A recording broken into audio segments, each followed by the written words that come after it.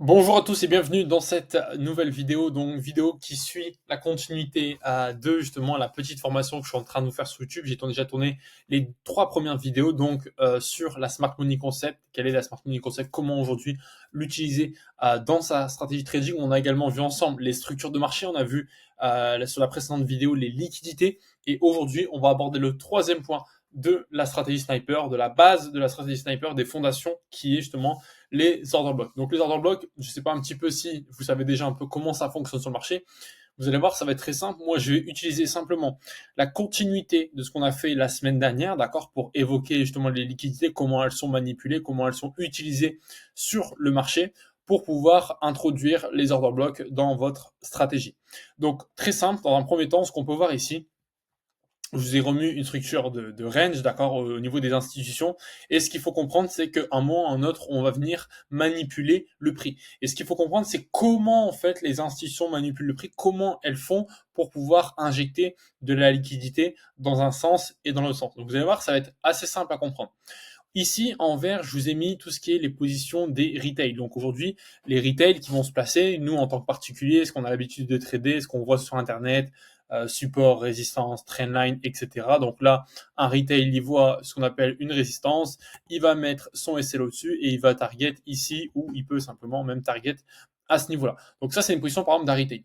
Aujourd'hui, comment les institutions vont pouvoir rentrer en jeu et comment justement et former un order block. C'est ça qu'on veut comprendre dans cette vidéo, c'est comment et à quoi représente un order block. Comment est-il formé? En fait, c'est très simple. Un order block, c'est simplement un bloc de contrat. Donc, c'est un ensemble de positions, d'accord, d'un vendeuse ou acheteuse qui ont été introduits, qui ont été placés, qui ont été émis sur le marché pour emmener le prix dans une certaine direction. Donc en fait, à ces niveaux-là, qu'est-ce qui se passe? Les institutions vont laisser le cours du prix comme celui-ci, d'accord? Ils vont venir simplement placer ici. Alors pas forcément, quand je dis une position, c'est pas une position aujourd'hui. Les institutions ne vont pas injecter une seule position à 50 millions d'euros par exemple ou de dollars. Ce qu'ils vont faire, c'est qu'ils vont mettre ici, d'accord, un ensemble de positions. Donc ils vont injecter plusieurs positions pour un total, je sais pas, par exemple de 50 millions, admettons. Donc en fait, je vais mettre une seule position pour l'exemple, d'accord? Donc ils vont injecter ici des positions à l'achat, ok, pour faire monter le prix. Donc là, ils injectent ici à l'achat pour pousser le prix, pour venir chercher ces liquidités comme on a vu dans la vidéo précédente. Et ensuite, une fois qu'on aura du coup créé la liquidité ici, qu'on aurait capturé la liquidité ici en montant, ils vont venir réinjecter des positions cette fois-ci vendeuses, d'accord? Donc là, on cherche une vente, donc on va mettre des positions vendeuses. Et c'est pareil, elles vont se placer comme ça, d'accord? Et pareil, elles vont prendre plusieurs positions durant toute la descente. Elles vont prendre des positions à la vente, ok? Pour l'exemple, je vais vous mettre une seule position. Donc voilà un peu comment ça se passe au niveau du marché. En fait, un order block, c'est-à-dire que ce sont les dernières. Donc là, je prends l'exemple pour une vente, pour un achat sera différent. Pour une vente, qu'est-ce qui se passe? C'est ce qu'on appelle des buys avant le sell. Donc on injecte ici des achats, des buys avant le sell. Si on est sur une position d'achat, on va injecter des sells, d'accord, avant d'injecter des buys pour faire monter le marché, d'accord, dans le sens inverse. Donc là, c'est des buy to sell ou sell to buy, ok? C'est pour ça qu'on dit sell to buy ou buy to sell, ok? Donc en fait, l'order block, ce sont simplement ici les dernières positions acheteuses. On va le voir directement sur les graphiques, vous allez beaucoup mieux comprendre. Ce sont les dernières positions acheteuses avant le début du mouvement baissier. Donc là, les institutions, en fait, bah, ici, on peut voir quoi? Donc déjà, le retail, il est en positif quelques minutes, puis ensuite, hop, il se fait SL par justement cette manipulation. Ici, on vient manipuler le prix pour continuer. D'accord? Parce qu'on aurait pu très bien, les institutions auraient pu très bien se placer dans le même mouvement que le retail, d'accord, pour suivre la direction. Non, eux, ce qu'ils veulent, c'est capturer la liquidité. Donc, ils sont venus faire une déviation, une manipulation, pour ensuite renverser le mouvement. Donc ici, on peut voir quoi? On peut voir que la position des institutions à l'achat, ici, elle est en négatif. D'accord? On peut voir que le prix, il est descendu. Là, on est à ce niveau-là. Donc là, elle est en négatif. La position des institutions est bien dans le rouge. Ok? Par contre, leur deuxième position, qui est une position à la vente, ici, là, est en plein dans le profit. Ok? Donc ça, c'est ok. Donc ce qu'ils vont faire, eux, en fait, c'est qu'ils vont venir refermer leurs ordres acheteurs. D'accord? Ils vont venir fermer les ordres perdants sur le marché. Donc leur sort perdant, bah, c'est celui-là. Donc ce qui va se passer, c'est qu'ils vont pas forcément manipuler, mais ils vont créer de la liquidité pour ramener le prix à ce niveau-là, pour fermer les ordres, donc pour revenir à break-even. D'accord? Une fois qu'ils vont être à break-even, bah, tout simplement, on va pouvoir continuer cette tendance baissière. OK? Et ça, c'est ce qu'on voit constamment sur le marché. Vous voyez ici les institutions à ce niveau-là, hop, ils sont revenus fermer ici cette position qui était en perte. Ils sont venus la fermer à break-even. Et ensuite, qu'est-ce qu'ils ont fait? Ben, simplement, ils ont continué à suivre la direction initiale qui a été injectée, qui était celle-ci. D'accord? Donc là, on a impulsion, on a la correction, on revient fermer des ordres blocs et on a à nouveau la continuation.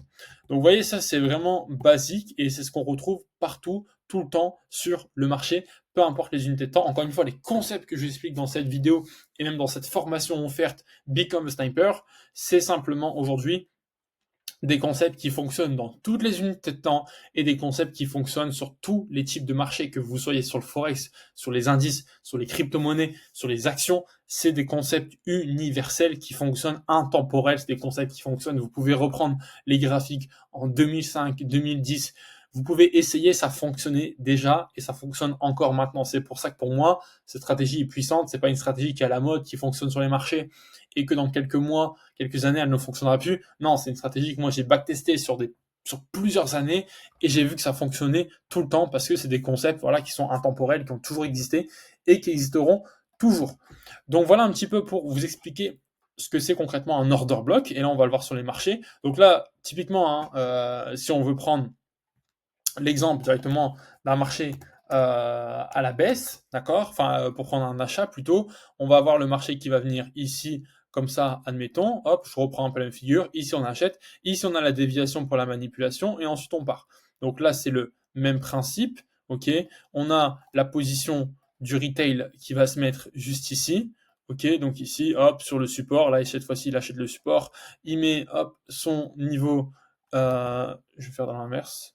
Son niveau de TP, il va se situer sur la résistance. Ici, l'institution, qu'est-ce qu'elle va faire? L'institution, elle va pousser le prix comme ça pour envoyer à la baisse. Et une fois qu'elle aura capturé assez de liquidité, on va pouvoir simplement réinjecter cette fois-ci à la hausse au niveau du marché. OK? Et donc là, c'est le même principe. Les institutions, leur première position sera perdante. Il va falloir retracer le mouvement pour venir chercher ici. Voilà, une fois qu'on est venu chercher à ce niveau-là, on a peut-être éventuellement un choge, un retest et on part. D'accord? Et donc là, après, même dans ce mouvement, nous, si on s'est placé ici sur la déviation, parce qu'on a vu ce qui s'est passé à l'intérieur, on peut éventuellement reprendre des positions d'achat sur d'autres order blocks dans la continuation de ce premier mouvement. Donc tout ça, je vais vous montrer que ce soit juste après là ou même sur d'autres vidéos, comment rentrer en position sur le marché grâce aux order blocks. Donc si on prend un peu les graphiques rapidement pour vous montrer, on est ici sur l'euro USD et en fait je vais vous montrer que même sur toutes les unités de temps, ça fonctionne. Regardez simplement ici, je viens sur juste du monthly, je vais pas utiliser les structures, les liquidités, je vais simplement parler d'order block. On le voit ici, on a eu un order block ici, d'accord? Donc là on voit bien que c'est le dernier order block d'achat avant la vente. D'accord? Qu'est-ce qu'on voit? Le marché revient parfaitement ici dans l'ordre bloc, réaction, et ensuite on continue la baisse. Donc là, on injecte pour la baisse, on retrace, on réinjecte. Et là, qu'est-ce qu'on fait? On est en train de retracer. Donc peut-être que certains order blocs seront pertinents, comme celui-ci. Bon, là, c'est un order bloc un peu plus compliqué, à un niveau plus avancé. Mais voilà, en tout cas, ici, on le voit sur du monthly, ça fonctionne. Maintenant, si je prends un exemple, bah ici, c'est pareil. Alors, c'est peut-être pas en monthly, peut-être en 2 semaines. On va se mettre ici. On voit bien ici que voilà, hop. Là, alors là, c'est pas très flagrant, c'est pas le plus évident à voir. Mais on voit bien ici l'intention, que je sais pas si vous voyez. On a bien l'intention des vendeurs, donc des institutions qui poussent le prix ici, toutes ces bougies noires. Alors, un order block, c'est pas forcément la bougie, c'est pas forcément la dernière bougie avant le renversement, c'est plutôt le bloc. Donc pour moi, là, on voit qu'il y a 3 bougies. Les niveaux de vente ont commencé à ce niveau-là, ont terminé à ce niveau-là. Donc le bloc, on pourrait prendre tout ça. D'accord? Ça va dépendre des gens. Ça va dépendre de votre vision. Maintenant, on peut raffiner un bloc. On peut raffiner un order block. Ça, je vous expliquerai sûrement dans les prochaines vidéos comment un bloc, je sais pas, daily peut se transformer en un bloc H1 parce qu'on va venir raffiner le prix. Mais là, si on garde la compréhension globale. On voit bien ici, regardez, c'est précis, hein. Le marché ici ne revient pas fermé, donc on laisse de la liquidité. Par contre, on voit que le marché vient bien ici retourner à ce niveau-là, dans ce bloc ici. Et là, on a un rebond au niveau du marché. Donc ça fonctionne. Vous voyez, si on prend un autre exemple, alors ici, bon, ici c'est pas le plus évident, encore une fois. Je vais vous montrer dans la foulée. Mais ici, on peut voir qu'on a un order block aussi sur le marché. Ici, tac. Alors, c'est le dernier ici, ce qu'on appelle un extreme order block ou encore une supply. D'accord? Parce qu'on voit que cette injection ici est venue casser ce niveau-là. On est venu casser. Donc ça, on appelle ça une supply. Mais ça reste un order block de manière générale. Donc là, on ne le voit pas forcément très bien, mais on voit bien qu'on a du coup injecté ici à la hausse pour venir chercher les dernières liquidités qui étaient juste au-dessus. Vous voyez, ici, on a la liquidité, on est en 2 semaines. Hein. Donc c'est vrai que si on zoome, on va beaucoup mieux voir. Là, je suis sur du 2009. Ok, on est venu chercher ces liquidités, on a injecté comme ça, et ensuite on a envoyé le mouvement baissier. Donc là, on avait un order block magnifique. On est venu, regardez, la mèche est venue dedans, et ensuite, qu'est-ce qui se passe? Ce mouvement baissier, on est en train de le continuer, tout simplement. Donc pour vous montrer qu'il y a la pertinence sur tous les order blocks, il y a vraiment d'autres exemples. Vous voyez, regarde ici. Je vais juste prendre du mensuel, d'accord? Vous voyez, par exemple, ici, ce niveau de prix. Là, je peux vous garantir que à ces niveaux-là, il y avait un order block qu'on est venu rechercher pour réagir sur le marché. Si je le délimite, je vais vous montrer. Je vais juste mettre un trait pour me repérer. Hop, hop. Regardez, moi, je vais aller là-dedans. On va essayer de trouver un order block. En monthly, il n'est pas visible. Ok, si je descends en 2 semaines. Hop. Donc là, on est sur du 2002, 2003, d'accord? Et là, qu'est-ce qu'on voit? On voit bien ici un order block. On voit bien le sell to buy. Sell, et ensuite on renverse to buy. Donc les institutions, on doit avoir des positions ici qui sont vendeuses, qui sont perdantes pendant des années. Vous vous rendez compte là? Regardez. En plus, on a laissé de l'imbalance. Ça, je vous montrerai pourquoi c'est important d'avoir de l'imbalance lorsqu'on prend un order block. Hop, voilà. Et regardez comment mon marché a réagi. Boum, on est venu parfaitement, même on est venu casser un peu plus loin, on est venu chercher davantage de liquidité.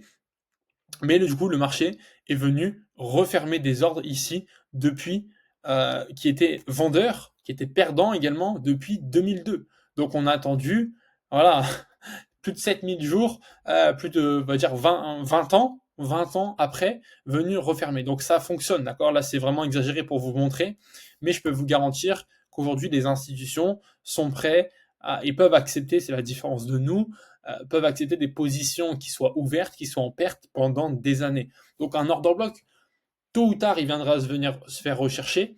Ils ne se font pas tous rechercher, ça faut le comprendre, mais tôt ou tard, le marché viendra fermer ses ordres. Ok? Là, si je vous prends un exemple, on va se mettre sur du 2 semaines pour être un peu plus facile. On va essayer de trouver un order block pour vous montrer un peu l'exemple que je vais vous donner. Hop. Par exemple, ici, on est en weekly. Voilà. Par exemple, je vous montre quelque chose. Ici, on est en weekly. Ici, on voit bien qu'on a un order block. D'accord? À ce niveau-là, le marché ici, on est venu, on a ce qu'on appelle le sell to buy. En plus, vous voyez ce qu'on appelle une pin bar englobante. Donc là, ce type de wish s'appelle une pin bar. Je vous expliquerai aussi dans d'autres vidéos. J'ai plein de concepts à vous expliquer à chaque fois. Et c'est pour ça qu'aujourd'hui, vraiment, j'essaie de sortir des vidéos assez régulièrement. Mais il y a tellement de sujets aujourd'hui que je peux vous expliquer, des concepts que je peux vous apprendre, que la meilleure manière aujourd'hui pour vous d'apprendre, c'est de nous rejoindre au sein de l'académie pour apprendre beaucoup plus vite, pour être beaucoup plus suivi, pour être accompagné, que ce soit par moi ou par des coachs. Je vous invite réellement, mais sincèrement, à prendre un appel le plus rapidement possible avec nous si vous souhaitez passer à la vitesse supérieure. Ok? Là, vous voyez, sur une vidéo de 10 minutes, je suis en train de vous expliquer un simple concept. Et dans la formation, je vais vous détailler comment trouver un order block, comment le filtrer, comment utiliser Fibonacci, comment utiliser l'imbalance, comment utiliser aujourd'hui les niveaux institutionnels, comment aujourd'hui trouver le bon order block, parce qu'ils ne fonctionnent pas tous. Tous les order blocks ne sont pas pertinents. D'accord? Donc tout ça, aujourd'hui, je vous l'explique réellement au sein de l'académie, au sein de l'accompagnement que je propose.